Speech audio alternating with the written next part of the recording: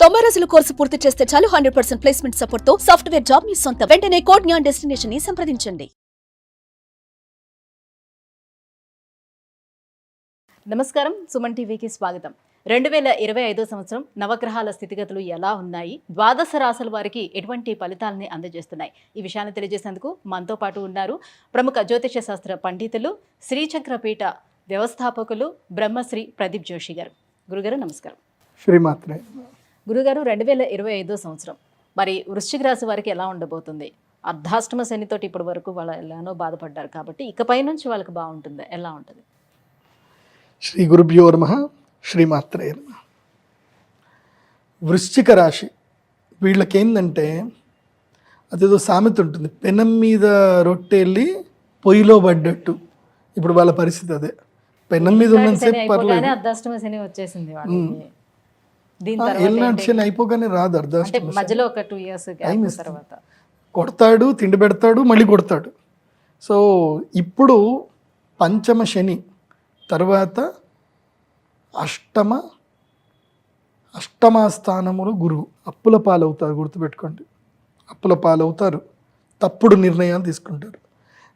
నేను ఒకటే చెప్తున్నా, వృశ్చిక రాశి వారు ఈ సంవత్సరము పెళ్లి చేసుకోకండి.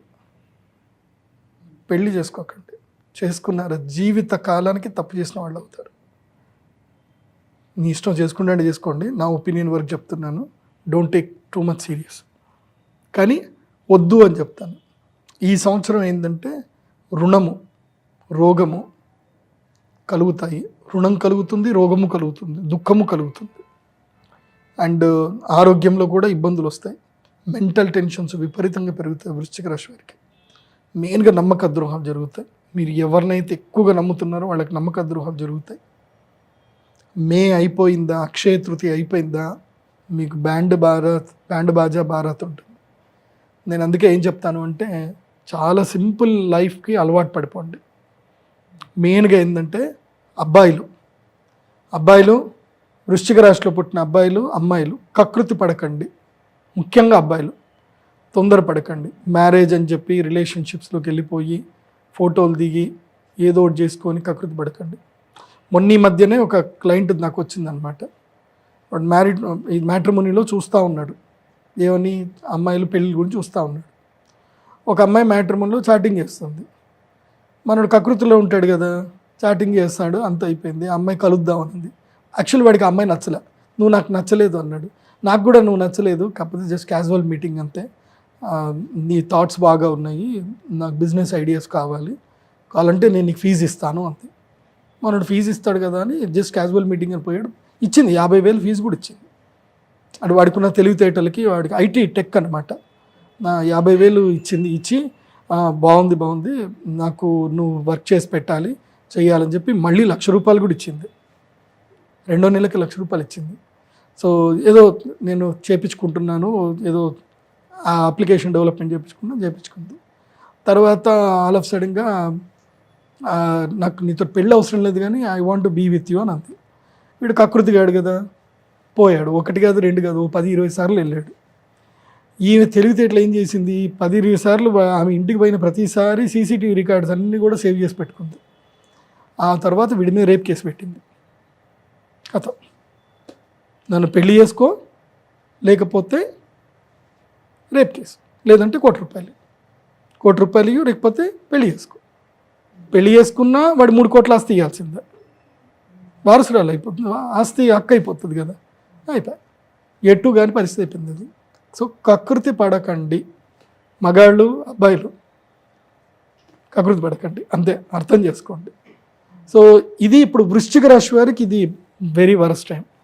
సో ముఖ్యంగా దిగ్బంధన యోగం, జైలుకి వెళ్ళడము, అనవసరమైన కేసుల్లో ఇరుక్కోవడము, దెబ్బలు తాకడము, ఇలాంటివి ఉంటాయి. తర్వాత మెయిన్గా ఫినాన్షియల్ ఫ్రాడ్స్ ఎక్కువగా జరిగే అవకాశం ఉంటుంది కాబట్టి జాగ్రత్తగా ఉండండి వృశ్చిక రాశి, అంతే. సో వృశ్చిక రాశి వారు చాలా ఈగర్గా వెయిట్ చేస్తున్నారు.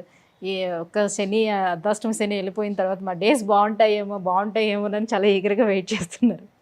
నేను వృశ్చిక వదలాల్సింది లస్ట్, నమ్మక ద్రోహం జరుగుతుంది. లస్ట్ త్రూ నష్టం జరుగుతుంది. అబ్బాయిలు కానీ అమ్మాయిలు కానీ జాగ్రత్తగా ఉండండి. సో ఇంకా ఎలాంటి పరిహారాలను పాటించాలంటారు? ఒకటి, సెల్ఫ్ ప్రొటెక్టివ్ మోడ్లో ఉండండి, నియంత్రణలో ఉండండి, రెగ్యులర్గా పనిచేస్తూ ఉండండి. ఇది నేను చెప్పే న్యాచురల్ రెమెడీ. జ్యోతిష్యుడిని తప్పకుండా కలవండి. జీవిత కాలానికి సరిపడా తప్పుడు నిర్ణయాలు తీసుకుంటారు జ్యేష్ఠ నక్షత్రం వాళ్ళు. నేను ఆల్రెడీ మీకు ఇందాకే సుమన్ టీవీలో చెప్పాను, జ్యేష్ఠ నక్షత్రం వారు జీవిత కాలానికి సరిపడా తప్పుడు నిర్ణయం ఈ సంవత్సరంలోనే తీసుకుంటారు. ఒకే ఒక్క తప్పుడు నిర్ణయము జీవితాన్ని తినేస్తుంది, అదే పెళ్ళి. ఇంకేదేం లేదు, అది వన్ వేనే, పోతే బయటకు రాలేము. బయటకు వస్తే మొత్తం దిబ్బడే, మొత్తం బట్టలు చిరిగిపోయి జుట్టు చిరిగిపోయి వస్తారు బయటికి. వద్దు. సో నేను మీకు చెప్పే రెమెడీ ఏంటంటే రాజశ్యామల యాగం చేసుకోండి. వసంత పంచమి రోజున తప్పకుండా రాజశ్యామల యాగం చేసుకోండి. ఆ అమ్మ మీకు జ్ఞానం బుద్ధినిస్తుంది. అండ్ ప్రతిరోజు సూర్య నమస్కారాలు చేయడం మర్చిపోవద్దు. సూర్య నమస్కారాలు వృశ్చిక రాశి వారు తప్పకుండా చేయాలి. గురుగారు 2025 సంవత్సరం వృశ్చిక రాశి వారికి ఎలా ఉండబోతుందన్న వివరాలు తెలియజేసినందుకు ధన్యవాదాలు. శ్రీమాత్రే నమః.